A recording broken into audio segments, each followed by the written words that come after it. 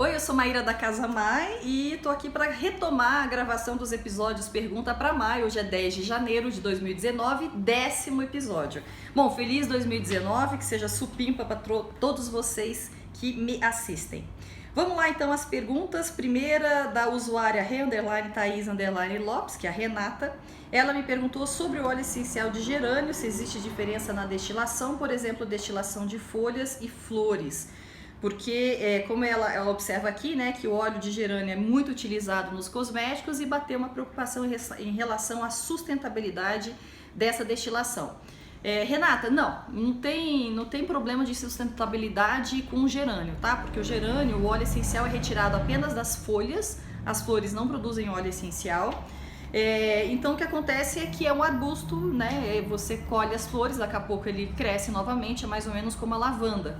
Claro que você tem gerânios que estão em estado selvagem na natureza, assim como, por exemplo, uma lavanda de terroir na França. Isso evidentemente tem um problema de sustentabilidade, mas a maior parte da produção que abastece o mercado cosmético de gerânio no mundo é uma produção em larga escala. Então a gente não tem problema com isso não.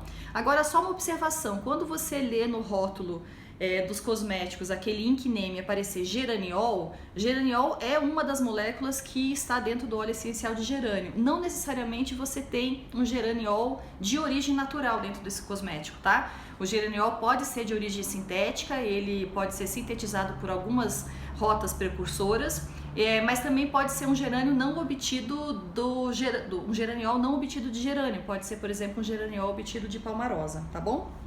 Bom, outra pergunta, Elaine Costa. Ela andou lendo sobre aromaterapia para atenuar sintomas de radioterapia e quimioterapia e queria saber se pode ser utilizado no intervalo ou durante o tratamento, né? E aí ela comenta sobre massagem carreada em gel com óleos essenciais de lavanda e hortelã. Olha, Elaine, é uma questão difícil de eu responder para você sem ter o caso específico em mãos. Porque quando a gente fala quimioterapia, a gente agrupa tudo, mas na verdade há vários medicamentos quimioterápicos.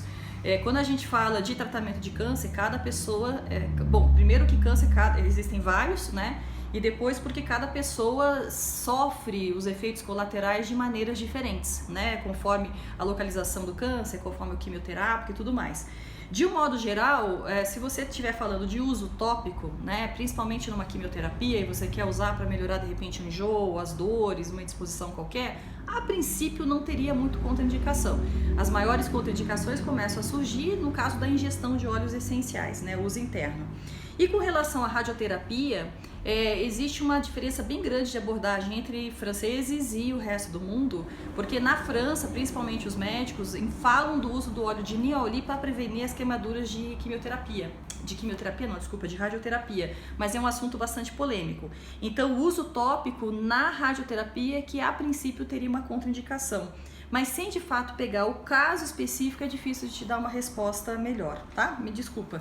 Tem certas coisas na aromaterapia que a gente precisa saber o para quem e não o para quê, né? Como a minha querida amiga Carla Vescovi fala.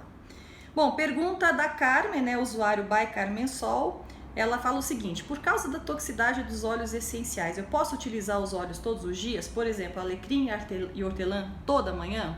Carmen, aqui é uma outra questão que a gente precisa saber quem está usando, como, em que diluição e para qual finalidade. Se nós estivermos falando em diluições que são diluições cosméticas, 0,1, 0,2, 0,3%, aí sim você pode utilizar todos os dias, né? Cosméticos são feitos para serem usados todos os dias. Agora, se nós estivermos falando, por exemplo, de diluições que são diluições aromaterapêuticas, que eventualmente podem chegar a 25%, né? Aí não dá para utilizar todos os dias. Além disso, a gente tem que ver, é uso interno? Não, uso interno não é legal utilizar todos os dias. É uso inalatório? Bom, mas como é que é esse uso inalatório, né? Então, é a mesma coisa até da pergunta anterior sobre quimioterapia e radioterapia. Sem saber a situação específica, não dá para dar uma resposta mais precisa. Só que eu já falei sobre esse assunto da toxicidade e longevidade dos óleos essenciais num vídeo no YouTube que tem inclusive esse mesmo nome.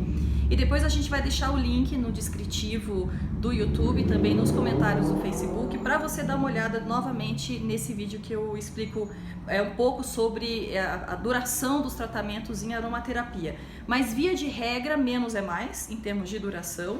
Quanto maior a dosagem, menor o período de uso. Quanto menor a dosagem, Quanto menor a dosagem, maior o período de uso, é inversamente proporcional. E quanto menor a dosagem, maior o uso. Maior a dosagem, menor o uso.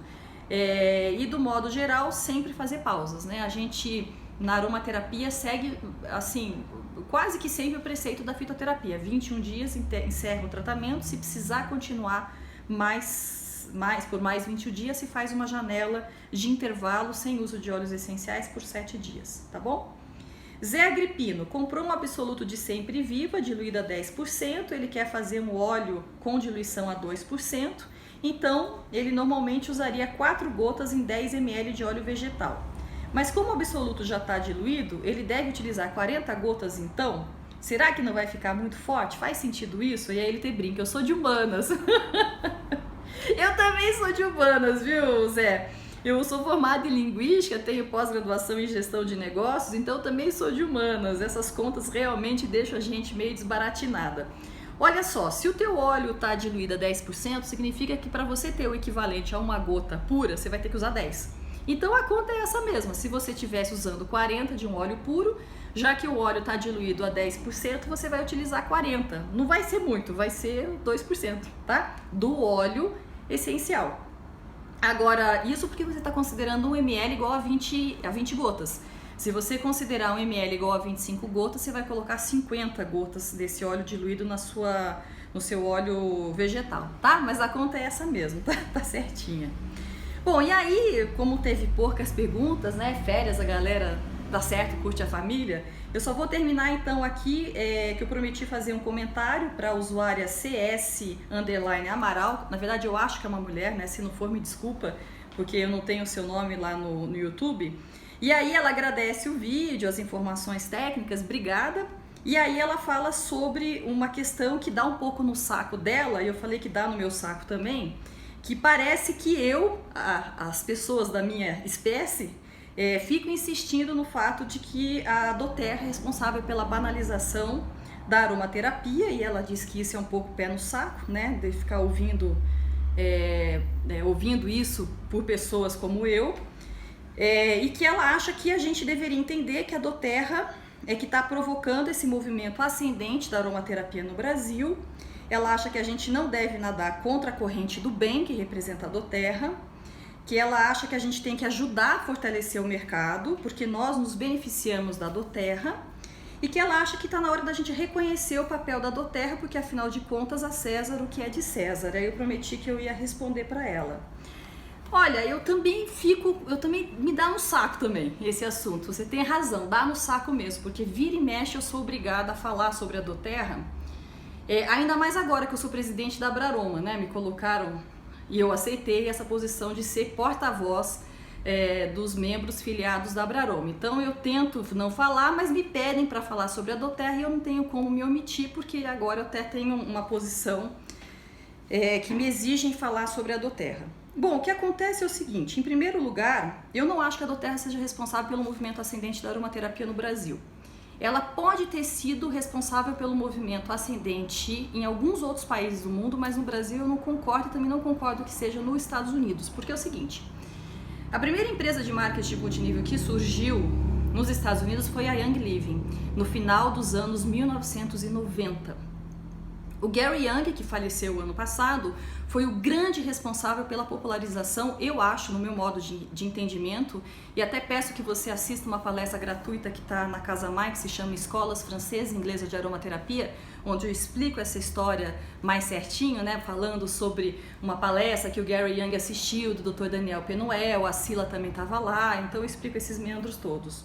Então, o Gary Young, ele na verdade foi o grande responsável pela popularização da aromaterapia nos Estados Unidos. Quando foi no início dos anos 2000, executivos da Young Living fizeram um split e fundaram a doTERRA. Isso é uma coisa que poucas pessoas sabem, porque a doTERRA não costuma falar sobre isso.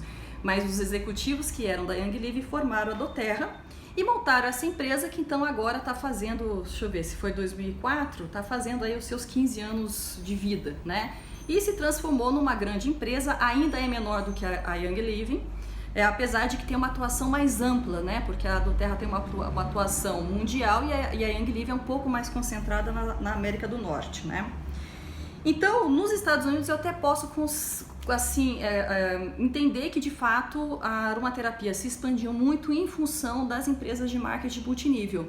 Mas eu não posso concordar que tenha acontecido isso na Europa, principalmente na França, Inglaterra, Bélgica, Alemanha.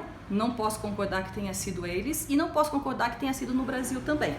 Porque nós só começamos a ouvir sobre a doTERRA no Brasil em 2015.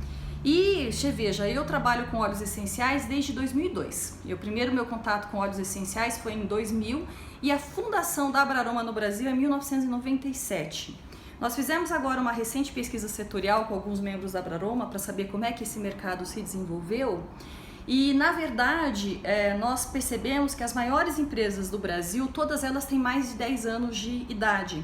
E a doTERRA só começou a ser vista no Brasil em 2015, de uma maneira muito tímida, porque o lançamento oficial foi em junho do ano passado, né? Junho e julho do ano passado. Então eu acredito que quem provocou esse movimento ascendente da aromaterapia no Brasil foram as próprias empresas brasileiras.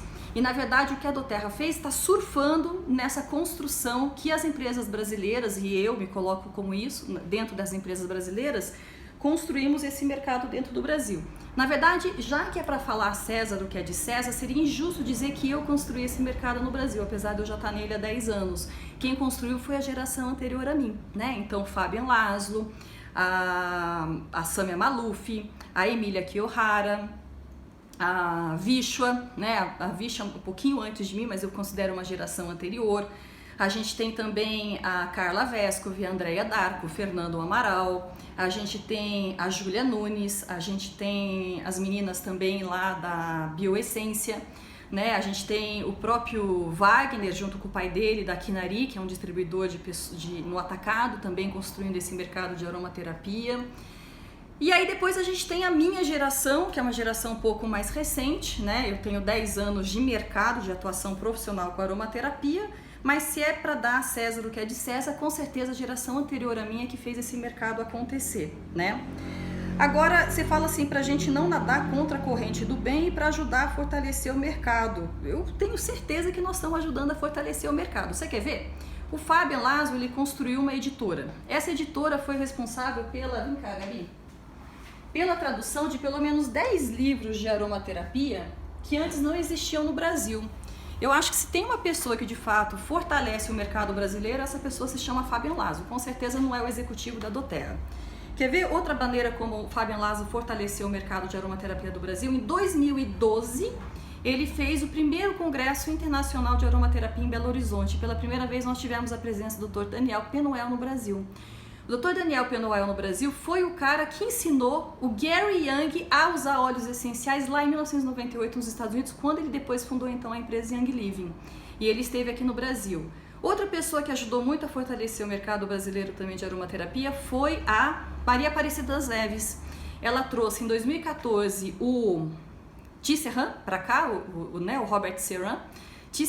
Depois ela trouxe em 2016 o Gabriel Mojai, e o Gabriel Mojai com certeza uma figura extraordinária, ele é o responsável pela criação, junto com a Rhiannon Lewis, das associações de aromaterapia lá da Inglaterra, né, esse movimento grande que existe, né? Também é o cara que desenvolveu as associações dentro do Japão. Rhiannon tem uma atuação no mundo inteiro com botânica, né, que é o maior congresso mundial de aromaterapia, também tem uma forte presença nos Estados Unidos. E depois a gente tem o Fábio novamente em 2016 e 2018, trazendo novas pessoas aqui para o Brasil. Inclusive através de uma iniciativa do Fabian é que nós conseguimos uma interlocução junto ao Ministério da Saúde, né, para poder começar a falar sobre a inclusão da aromaterapia dentro das práticas integrativas, depois surgiu o Dia Nacional da Aromaterapia. Então, se é pra gente dar a César o que é de César, o César se chama Fábio Laso. E a empresa dele, Laso, eu tenho certeza que é uma das mais relevantes dentro do mercado nacional de aromaterapia. A doTERRA vai construir o seu papel dentro do mercado brasileiro e eu tenho certeza que pessoas como você são peças brilhantes nesse caminho, né? Porque são pessoas que estão atentas e têm uma visão crítica, um olhar crítico, e tenho certeza que vão ajudar a somar nesse mercado todo. Eu estive no lançamento da doTERRA aqui em Curitiba, deixei meu cartão para gerente de marketing lá, me apresentei como presidente da Abraroma e me coloquei à total disposição para nós conversarmos. Ainda não recebi nenhum contato dela, imagino que eu deva fazer esse approach, o que eu espero fazer tão logo passe agora esse período de férias que é de janeiro, e vou solicitar que a doTERRA esteja mais em contato com a Abraroma, porque afinal de contas nós temos interesses em comuns. Vamos ver se ela vai sair da sua posição e começar a entrar nesses movimentos, porque a verdade é que a doTERRA no mundo inteiro não se mistura, né? Ela, quando faz congressos, ela não faz congressos ecumênicos, como por exemplo são os congressos que nós temos aqui no Brasil. Ela faz convenções de vendas.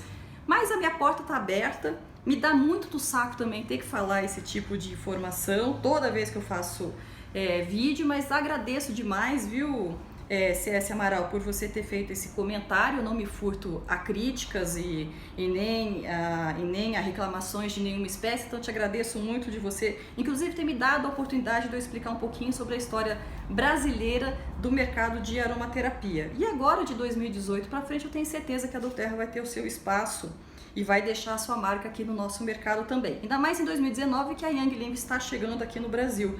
Então nós teremos dois cachorros grandes brigando, né? Vai ser divertido a gente, que é muito pequenininho, muito modesto, né?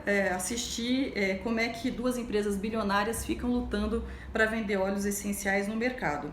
Agora, deixa eu deixar um apelo, já que você falou.